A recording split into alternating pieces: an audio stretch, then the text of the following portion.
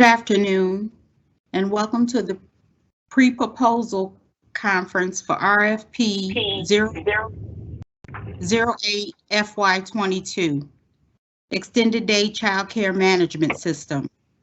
My name is Kimberly Young, and I will be reviewing the RFP this afternoon.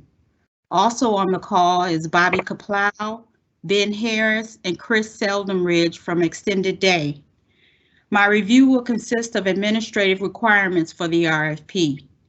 After my review, staff from Extended Day will review the scope of work. Then we will open the chat for questions. Again, this is request for proposal 08 FY22 Extended Day Child Care Management System. Proposals are due August 30th, 2021, no later than 11:59 p.m. This is Arlington County School Board operating as Arlington Public Schools request for proposal 08 FY22 for the establishment of a contract for Extended Day Child Care Management System. Sealed proposals shall not be received in response to the RFP at the Syfax Education Center by mail, express mail, in person, or by courier, but will do so instead electronically through a secure cloud-based file sharing platform.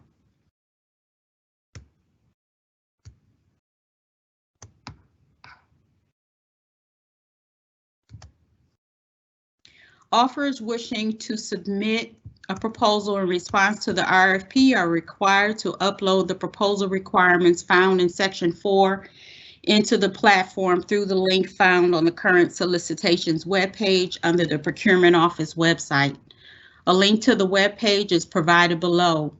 Found under the due date column for RFP 08 FY22 of the current solicitations table is a link for offers to submit its proposal. To assist offers with its proposal submission, screenshots of the steps required to submit a proposal are attached as Appendix H to this RFP. For a proposal to be considered for award of a contract, the proposal must be received in the platform by no later than 11:59 p.m. on Monday, August 30th, 2021. Offers are strongly encouraged to submit their proposals in advance a proposal due date to allow sufficient time for the proposals to be uploaded into the platform before the proposal due date. The time a proposal is received shall be determined by the time shown under the activity in the folder log.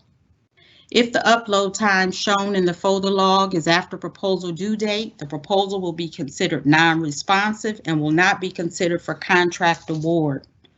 Proposals received after the proposal due date shall not be considered. Questions. I'm moving on to page 2. All questions regarding this RFP other than those submitted at the conference must be submitted in writing via email to myself at kimberly.young@apsva.us and Bobby Kaplow, APS Project Manager, via email bobby.kaplow@apsva.us and must be received by 5:00 p.m. local prevailing time on August 12th, 2021. The Procurement Office will issue written responses to questions received as an information item in the same manner as the addenda as set forth below. Addenda. Changes to this RFP will only be made by written addenda issued by the Procurement Office and designated as addendum number 1, addendum number 2, etc. No other form of communication shall modify this RFP. Information items. Questions received timely in response to this RFP, including those at the conference, will be answered by written information items issued by the Procurement Office. This RFP shall not be modified by an information item.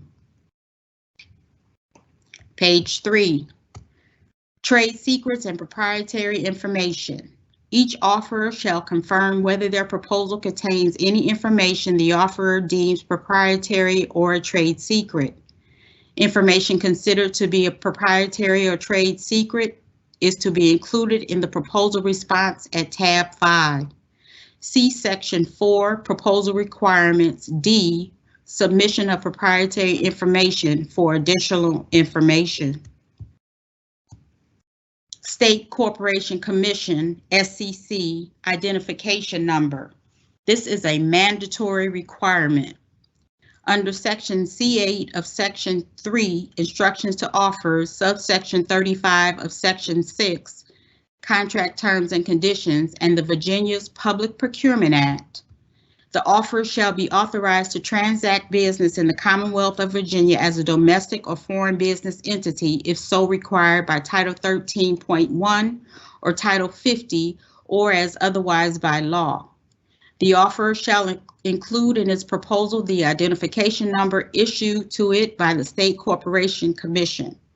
For information on how the SCC can expedite a request for an identification number, please contact the SCC at the number provided or at the web address. Proposals under number 3. If you pick number 3, you must provide an explanation or a reason according to the SCC guidelines as to why your proposal is not deemed to have this number. Proposals that fails to submit supporting details regarding option 3 may be considered non-responsive by APS. Page 4, type of business. Please check the following information relevant to your firm. That's self-explanatory. Page 5. You must submit a W-9 form should be attached. A W-9 form should be attached showing the correct full name and award of contract when you submit your request for proposal on title page 5. Page 12.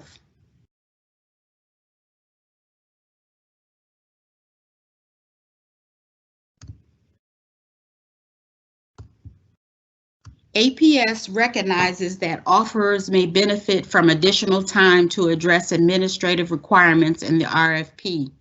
For example, SCC requirement or insurance requirements. Therefore, APS has decided to lengthen the time from RFP advertisement to proposal due date with the objective that the longer period of time for offers to prepare their proposals will result in greater competition. Below is a tentative schedule for the RFP. Please make note of those dates. Page 16.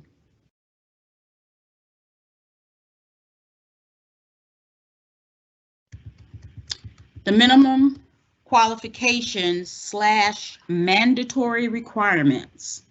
Again, these are mandatory requirements. Offeror must have a minimum of 3 years continuous experience prior to the proposal due date in the management and operation of a business engaged in providing the work and currently engaged in providing the work to commercial or public body accounts under contract. Offeror must have successfully implemented 3 child care management systems for other commercial or public body customers within 3 years prior to the proposal due date. The services must be of similar size and nature to the work.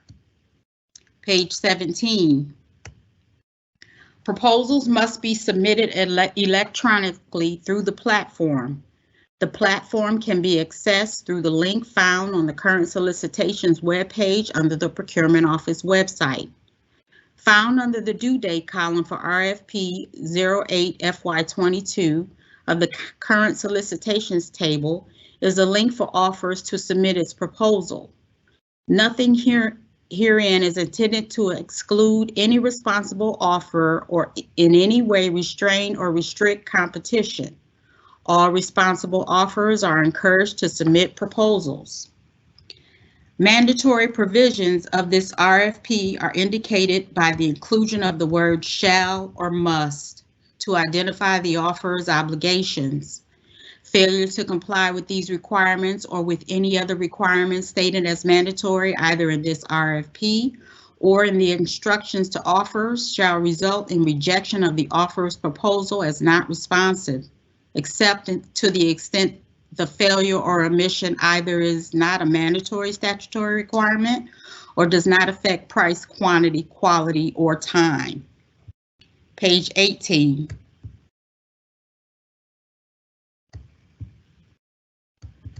Under tab 2, Executive Summary, you are to provide 3 references of child care management systems the offeror has successfully implemented for other commercial or public customers within 3 years prior to the proposal due date.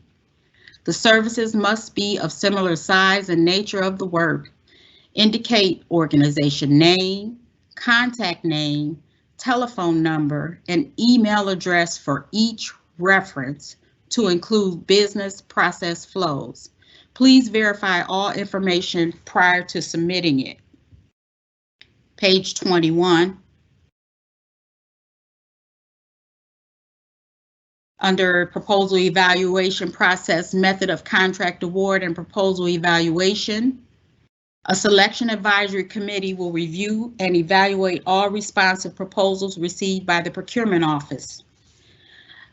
The SAC will rely only on information contained in the proposal submitted, including the offeror's testing environment sandbox. In selecting offerors deemed to be fully qualified and being best suited among those submitting proposals. Therefore, offerors must emphasize specific information considered pertinent to the work and submit all information requested. The SAC may seek clarification of any aspect of the proposal from an offeror during the initial evaluation stage. Page 22. Oh, wait, let me go back. I'm still on page 21. Upon completion of the shortlist interviews, but before making any decisions regarding which offerors to consider further, the SAC may seek from any offeror which participated in the shortlist interviews clarification of any aspect of the proposal or of issues which arose during the shortlist interview. Selection shall be made of 2 or more offers deemed to be fully qualified and best suited among those submitting proposals on the basis of the evaluation criteria stated in the RFP. Negotiations shall then be conducted with each of the offerors so selected. Price shall be considered, but need not be the sole determining factor.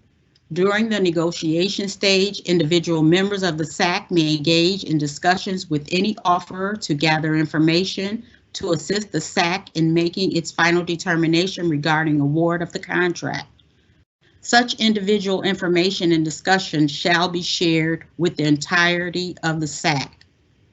After negotiations have been conducted with each offeror or so selected, APS shall select the offer which, in its opinion, has made the best proposal and provides the best value based on the evaluation criteria advertised in the RFP, and shall award the contract to that offeror.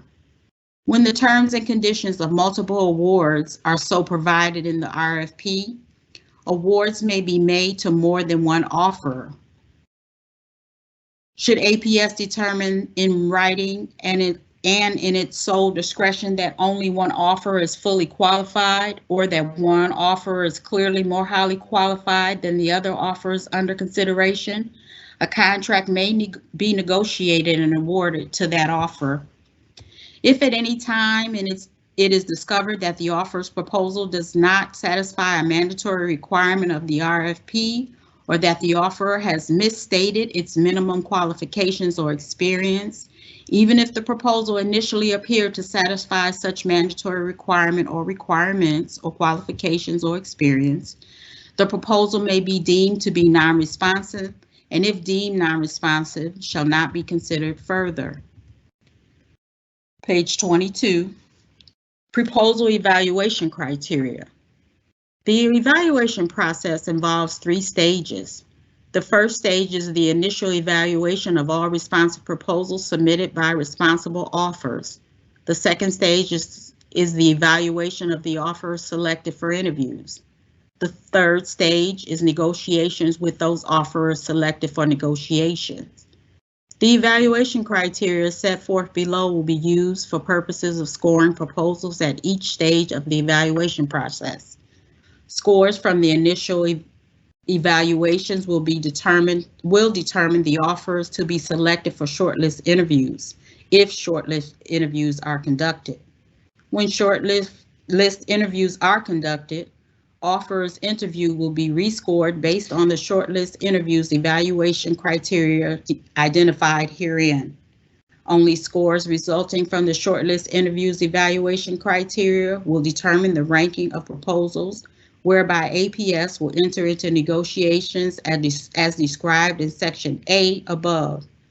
Only scores resulting from the negotiation stage will determine the ranking of offers for purposes of contract award.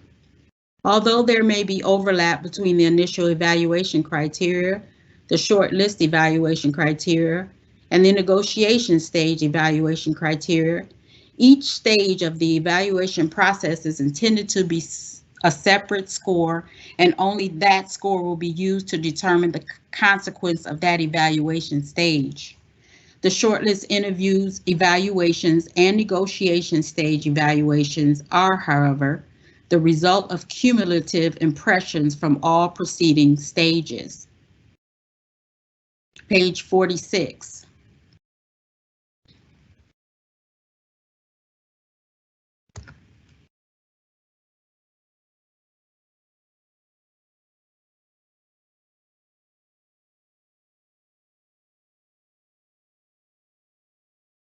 Contract term.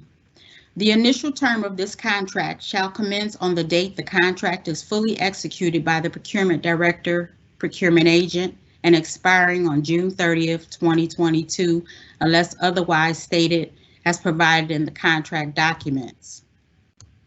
The contract may be renewed for a term not to exceed 1 year by written notice given by APS at any time prior to 30 days after expiration of the preceding initial contract term or renewal contract term.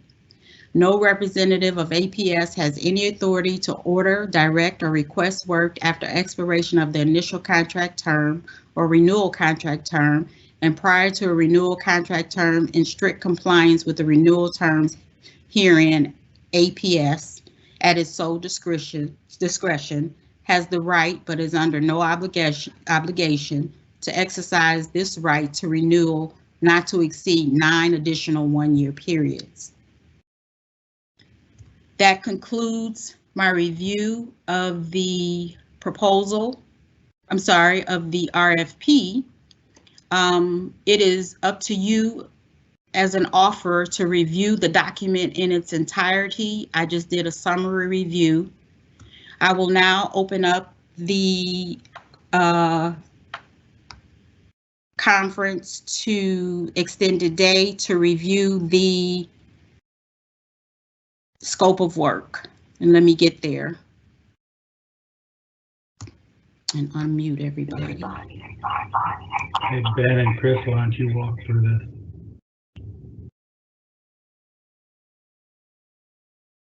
Okay.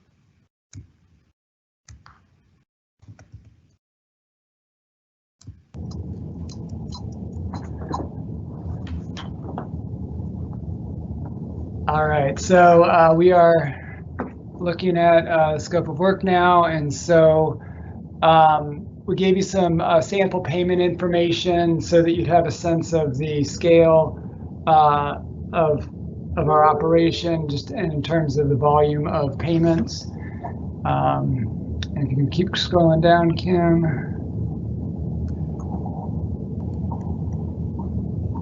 And just some administrative requirements. We're looking for a complete system that can do the registration, integrate with our student information system, which is currently Synergy, and then also, of course, needs to have online registration and waitlist management, track all the finances, make sure that we're able to keep track easily of parent payments, and integrate with the Arlington Public School financial system, which we're currently using Oracle, and then also comply with the payment PCI, which is the Payment Card Industry Security Council standards for any electronic payments. One of the keys that we need out of this system is the ability to communicate primarily with parents, and how that communication platform functions. We can work with you on what that will look like, and open to many different solutions to that. We do know from looking at many different platforms or many different childcare management systems that you all have that in your current systems. We need to be able to track the financial data, demographic data, and attendance and registration. And then we also have to have the ability to have different roles, so that at the sites they can also do the sign in, sign out, as well as access data and reports for their specific students. All right, let's keep scrolling down, Kim, please. The online portal, we want to make sure it's user-friendly, of course, available with different platforms, whether it's Apple or Android or tablet. And so, and the parents can access the registration information, attendance registration, all that. And my computer, the screen just flipped to something else. One of the key things we need is that it is able to manage split families, so families that where the parents are no longer together. And then also auto password reset. And again, just some of the standard in the security for the system, compatibility, backup and recovery, and support. Please specify what kind of support you're able to provide. And if you keep on going down, and that's primarily support for our office. And then also the training that you'll be providing to us, so that we can make sure that our staff are sufficiently trained in using using your system. One of the key things is we want to make sure that we have a identified contact, so that if something does go wrong, we know who to communicate with directly, and just how that communication pattern is set up. We are asking for a sandbox, so that we can take a look at your system we can take a look at your system using different user accounts and different family accounts. Please, as you do this, make sure that the user accounts have different security levels or different ability, different. So it's not just 5 super administrators or 5 or 7 site-based people. Give us a little bit of an example of what your different user accounts can do. And I think that's about it. Kim, back to you. Thank you. Thank you, Ben.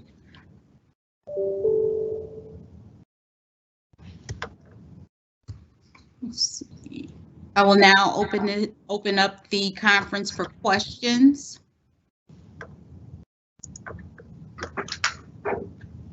Okay, the first question is, can you clarify the reference requirement? If the reference was implemented 4 years ago, is that an acceptable reference? Yes, it is. We want someone who has implemented a system within the last 3 years. So I guess to answer your question, we want the most current. If it was within 3 years, then it would be acceptable. The next question is, can you describe in more detail the types of communication you would like the tool to facilitate? Sure. So I'll start. Chris, jump in, or Bobby. Yeah, we basically we want some obviously email to all families, ideally with both text and email.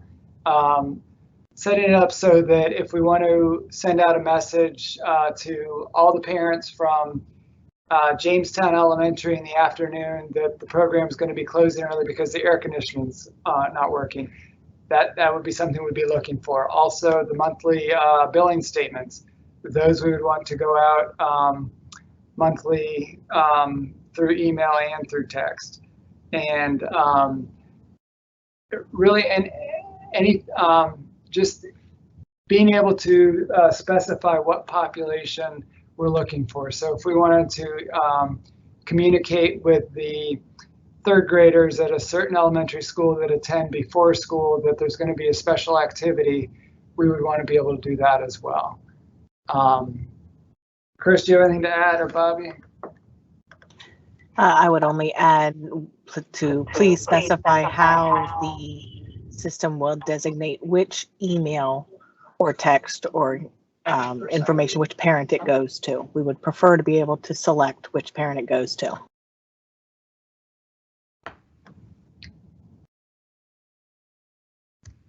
The next question says the RFP 2521 was almost identical to this RFP. Was a vendor awarded with this RFP or were no bids awarded? There were no bids awarded, and that RFP was canceled due to lack of competition.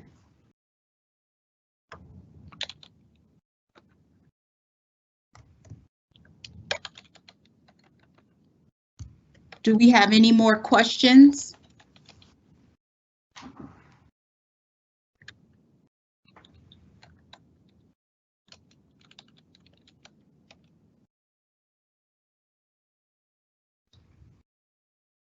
Okay, if there are no more questions, this concludes the live the live pre-proposal conference for RFP 08 FY22.